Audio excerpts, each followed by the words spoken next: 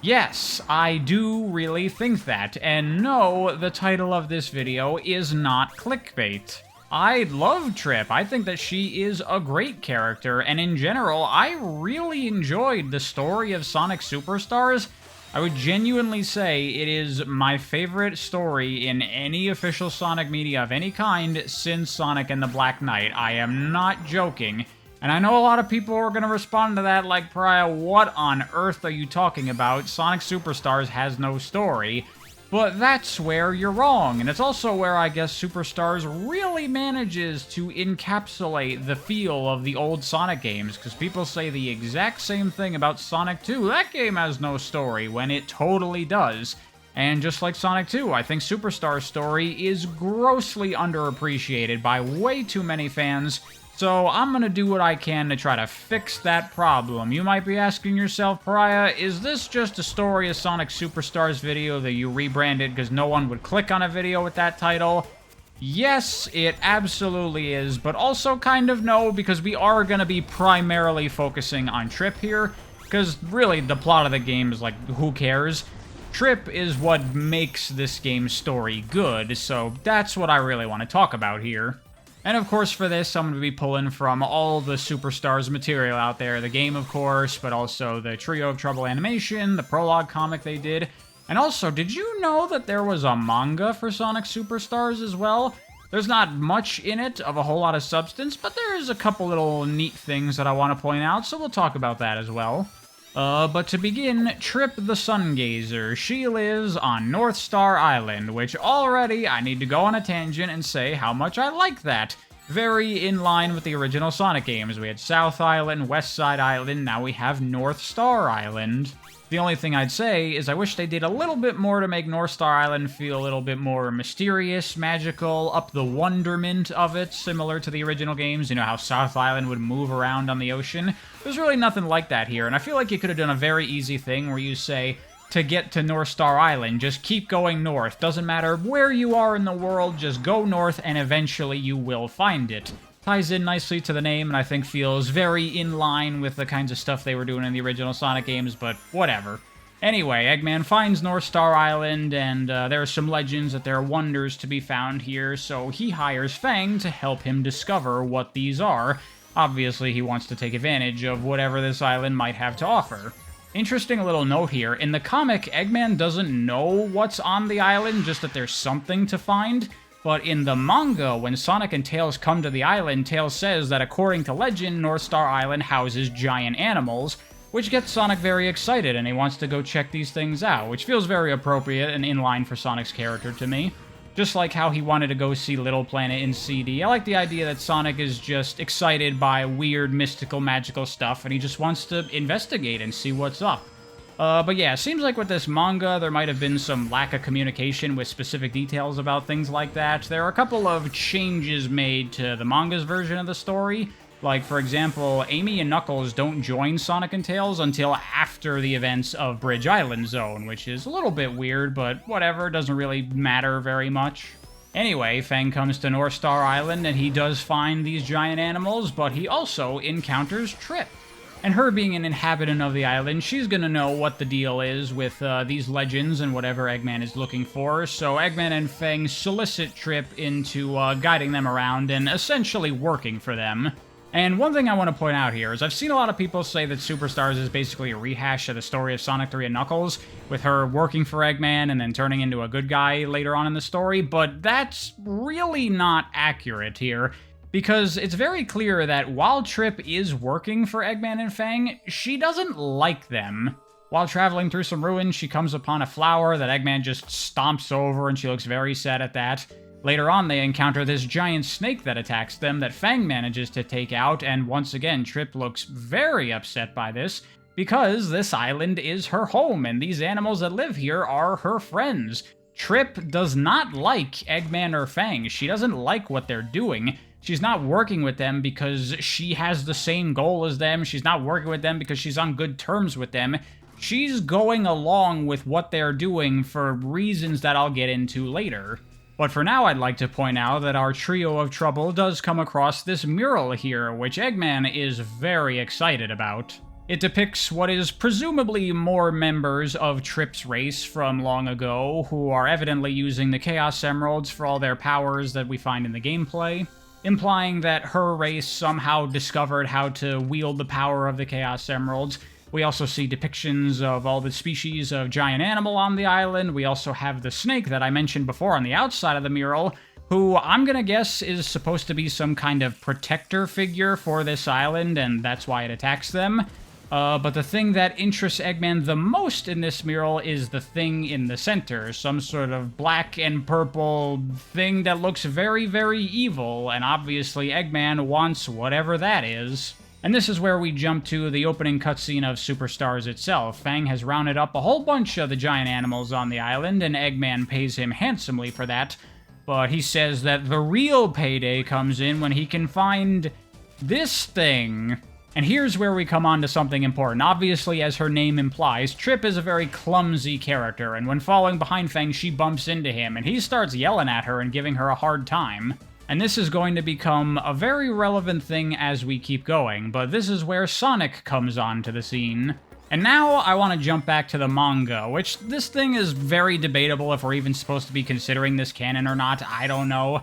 But there's a nice moment here that I want to point out, where as Sonic is going through Bridge Island Zone, he bumps into Trip, and I mean that literally. And after their collision, Trip is freaking out, but Sonic's like, don't worry about it, I'm fine. And he compliments Trip's armor and says that it's very cool, and she gets very shy and then runs away. And I think this is a very important scene for Trip's character. Whether or not this is really supposed to be part of the story doesn't matter. It just reinforces things that we see about Trip's character in other areas. Trip, to me, seems like a character that suffers from a lot of social anxiety. Multiple times throughout Superstars, Fang and Trip are trying to capture Sonic, and she screws something up and he gets away, and then Fang really chews her out on it, and she's clearly very upset by this, and I think that this is the reason that Trip is going along with Eggman and Fang in the first place, despite the fact that she doesn't like them. Trip is too afraid to stand up to them because she doesn't want to get hurt, and I don't mean that physically, I mean that emotionally. That scene of Sonic bumping into Trip, it tells us that she really struggles with social interaction. She doesn't know what to say, what to do, and obviously she's a very clumsy character, so she's always screwing up and embarrassing herself and creating problems for other people. It's very easy for me to imagine that throughout Trip's life, she's been trying to make friends and all these things, but she keeps on screwing up and making mistakes, and her clumsiness is causing all these problems, and maybe she's embarrassed herself in the past and been ridiculed and whatever. And so she's very afraid of social interactions by this point. So when Eggman and Fang show up and they start telling her what to do, she's too worried about what might happen if she tells them no, so she just goes along with it. I can easily imagine in Trip's head, she's thinking that if she helps these guys out, maybe they'll like her, maybe they'll be her friends, or at the very least, maybe if she gives them what they want, she won't get hurt. But unfortunately, thanks to her clumsiness, that's not working out, and Fang is very well utilized here as a full-on bully. Every time Trip makes a mistake, he yells at her about it, and you can tell she's very upset and very distressed by all this pressure being put on her. And this culminates in the scene where Trip falls into one of their traps, and she's down in a pit all by herself, and she starts crying. But in a beautiful utilization of Amy's character, she stumbles upon the crying Trip, and immediately Trip freaks out because, oh no, another person, her social anxiety. But then Amy tells her it's okay, and Trip manages to calm down. And then Amy helps Trip out of the place that she's stuck in and gives her a fruit as a token of their friendship. And this is a really big deal for Trip. You can tell how excited she is about making friends with Amy because presumably for her, this is one of the few social interactions in her life that went well, and she's managed to make a friend now. A real friend, unlike Eggman and Fang, who are just there to take advantage of Trip and don't really care about her at all and are quite mean to her. There's even this really nice bit of gameplay-based storytelling where in the following level, Amy has an exclusive route that only she can take, where you encounter Trip with this big octopus, and it's blocking one of the routes, and if you come here as Sonic, Tails, or Knuckles, then Trip is afraid of them, and she cowers behind the octopus, But if you're playing as Amy, then the octopus opens the way and Trip is excitedly waving like, "Hey Amy, I helped you out, we're friends." It's lovely stuff, and it's absolutely perfect as a way to give Amy an exclusive route through a level. And this now leads us to the big scene where, up to this point in the story, Trip has been helping Eggman and Fang due to her social anxiety, but now that Trip has finally made a real friend later on in the story when Fang attempts to steal the Chaos Emeralds from Sonic and friends, she stands up to him, she tries to stop him, and he's like, "Get the hell out of my way," exposing that obviously he doesn't actually give a shit about her.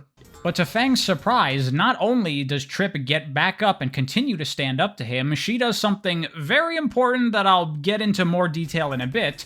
She takes off her armor. But then she gets the Chaos Emeralds and turns into a golden dragon? What the hell is going on? And then Fang gets in a big Fang robot and she destroys it. And oh my goodness, what is happening? Give me a bit, we'll come back to this. Let's just finish off the scene here. So Trip returns to normal, and then Amy introduces her to Sonic, Tails, and Knuckles. And once again, we see that social anxiety coming up. She's nervous, she throws the helmet back on, but you know, it's just a cute little scene and everyone starts laughing.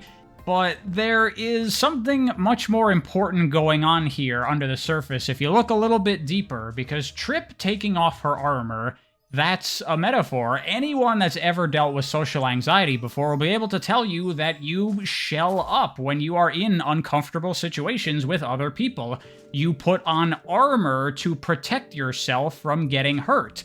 Trip's physical armor is a visual representation of the emotional armor that she puts up to avoid uncomfortable social situations. Again, that's why she's going along with Eggman and Fang. She doesn't like what they're doing, but standing up to them would mean exposing herself and opening herself up, making her vulnerable to all kinds of potential ridicule and rejection and antagonization that she is probably very afraid of. So she puts on her armor and says, "Okay, I'll help you guys out." She's doing it to avoid getting hurt. The armor is very well designed in this way because it obscures what Trip really looks like. You don't get to see the real Trip, just like you don't get to see the real Trip and how she behaves because she closes herself off.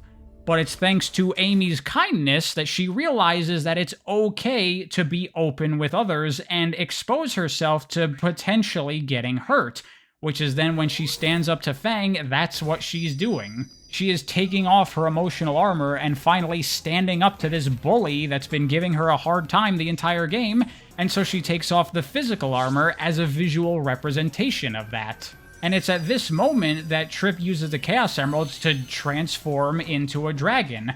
I read this as a metaphor for once you open up, you can show people that you are much more than they might think you are. Trip is not just a sun-gazer lizard, she's something much more than that. But also, she is not just an anxious klutz, she is much more than that. And she is no longer afraid to show others what she really is. And even that little bit at the end there, when she's meeting Sonic, Tails, and Knuckles, she's feeling nervous, she puts on her armor, she shells up again, but then she realizes these are good people, and she doesn't have to do that. This is wonderful stuff. This is Sonic storytelling in its purest form, and they managed to achieve this without any dialogue in the game and without 3.5 hours of cutscenes. This is the exact kind of stories that I want to be seeing out of Sonic, and it kind of bums me out that it's been since Black Knight that we got a story that did something like this half-decently. But we got it, and I'm really happy with this. I guess it's a bit of a shame that because of the wordless storytelling, this kind of flies over a lot of people's heads. But the story that they're trying to tell here, I really, really like a lot. And I think they do enough to effectively get it across if you look a little bit deeper and pay attention. Although, to be honest, from this point on, the rest of the story, doesn't even really matter. They beat Eggman, they get to his space station, they stop him from whatever he was trying to do. Who really cares? There is one nice little detail here that in Trip's story, her final boss is Fang, which I like to think of as a nice representation. Fang kind of symbolizes everything that Trip is afraid of with her social anxiety. And so her beating him for her final boss is like her conquering that demon once and for all. I like that. But before everything else is said and done, a big dragon appears for some reason. I don't really know why. I mean, this is clearly what Eggman was after, and I presume that it was sealed away in that black egg thing that you see on the level select, but there's nothing that explicitly explains what Eggman did to free it or whatever. I don't know. I guess who cares? It doesn't really matter that much. Something that Eggman did in all this released the black dragon or whatever, and then Sonic goes super and he beats it. The end. Whatever, who cares about that? The real story's well over by this point.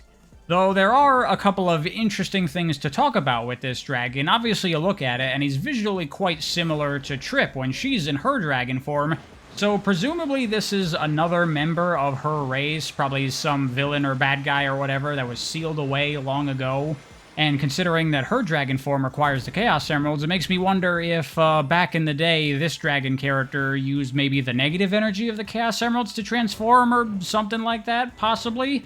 I also wonder if the fact that this dragon is gigantic is related to all the giant animals on North Star Island. Even her race was affected by this, and they did have some giant members. That would make sense, because then the giant animals function as a setup for this giant dragon, whereas if that's not the case, then they're kind of just a random pointless thing in this game.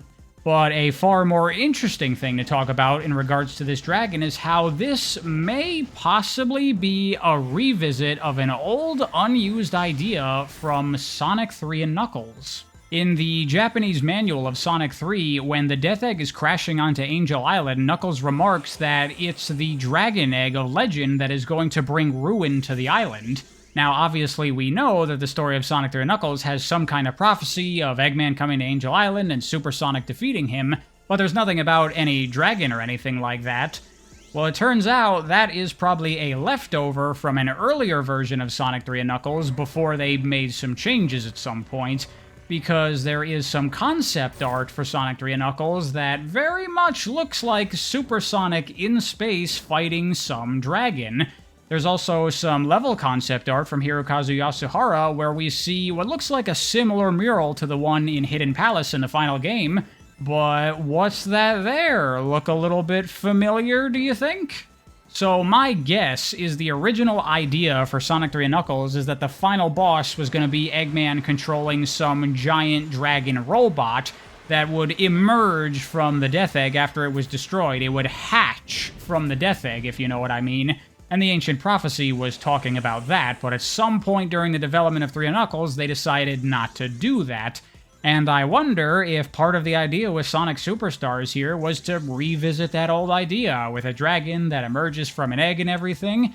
Seems very plausible to me. If not, then it's just an incredible coincidence and something very, very fascinating. But anyway, enough talking about that. I went on a huge tangent there. This video is supposed to be about Trip, and I'm not done talking about her yet, because there's a lot of little details about Trip and a lot of aspects of Sonic Superstars that I really love. They're very well thought out. For example, Trip's species, the Sun Gazer Lizard. First of all, I think it's very good because the Sonic series has a habit of picking more obscure, weird animals. Like, no one's ever heard of an echidna before Knuckles. And similarly, I had never heard of a Sun Gazer Lizard before, so that's very Sonic. But also, when you're in the Golden Capital, we see these depictions of a sun, and I presume that these are the ruins of the civilization that Trip hails from. So my guess would be that her race, as sun gazers, they worshipped the sun. Also, fun fact, this zone is inspired by some old Sonic 1 concept art, which is very cool. But here's another cool thing. Like I said, I had never heard of a sun gazer lizard before, so I did some research, and I found that in Japanese, the name for this species is the armored lizard, and would you look at that, armor is one of the pivotal defining traits of Trip. So when they were picking the species, they went with something that would play into the character's personality. But another name for the sun gazer lizard is the giant dragon lizard. In fact, the scientific name for this species is the Smaug gigantus. Smaug literally being named after the dragon from The Hobbit. So That's probably where the idea of Trip being able to turn into a dragon comes from, and the giant dragon at the end of the game. It's not just weird random stuff, it all plays into the choice of species. But, another thing I found is that Trip is probably also inspired by another species of very similar lizard called an armadillo lizard. This is one of those crocodile-alligator situations where the layperson can't even really tell the two species apart. But they are different species and they have some different traits. For example, the armadillo lizard, because they're covered in spikes, one of their defense mechanisms is when they're being attacked, they curl up into a wheel. And oh, would you look at that? Instead of curling into a ball, Trip curls into a wheel. And the way armadillo lizards curl into this wheel is by biting on their tails, so the scientific name for this species is the Ouroboros cataphractus. The Ouroboros part of that name obviously being inspired by the symbol of a snake or dragon eating its own tail. Oh, and would you look at that, there's a giant snake in Superstars and a mural that depicts this snake with its head by its tail, almost like an Ouroboros. And the Ouroboros symbol is typically used to represent a cycle, such as perhaps, I don't know, a dragon that was sealed away long ago and then is released and sealed again, perhaps? Oh yeah, another thing, remember the Golden Capital, the place that is likely the home of Trip's race? Well, another name for the armadillo lizard is the Golden Armadillo Lizard. And if you look at Trip's clothing, she wears a lot of gold, and she turns into a golden dragon, so that was probably another thing that they took from the species. And that played well into the Golden Capital because it's clearly influenced by ancient South American civilizations, so clearly they're trying to invoke this feeling of El Dorado, the city of gold, and the people that lived there. They had a culture that revolved around gold, and they wear gold, and they turn into golden dragons. It's all very cool, well thought out stuff. I am amazed at how much thought was put into all these little details. This is the kind of thing that we haven't seen in Sonic in a very, very long time, and I love it. This stuff is amazing. The only thing about Trip that's a little bit unfortunate in my opinion is her design. It's quite busy, which is very odd for classic Sonic characters. Normally their simplicity is what makes them so good. So I don't really know what Oshima was going for here. But I also did find this concept art of an earlier version of Trip's design, and I gotta say, I think this looks a lot better. Her outfit looks more like she's wearing golden armor, which kind of fits the ideas here, and she has a much more distinct head shape that gives a stronger, more Sonic-like silhouette. So I don't know why they didn't go with this design and why they went with the final one they did. I mean, it's okay, but not my favorite-looking Sonic character. But aside from that one thing, overall, I really, really like Trip as a character, and I think this video does a good job of explaining why. Obviously, a lot of this stuff can and has gone over a lot of people's heads, which is very unfortunate, because when you see it all and you connect all the dots, you can really appreciate how much time and care and thought was put into this character. She's great. I love Trip. More characters like this, please, and less characters like Zavok.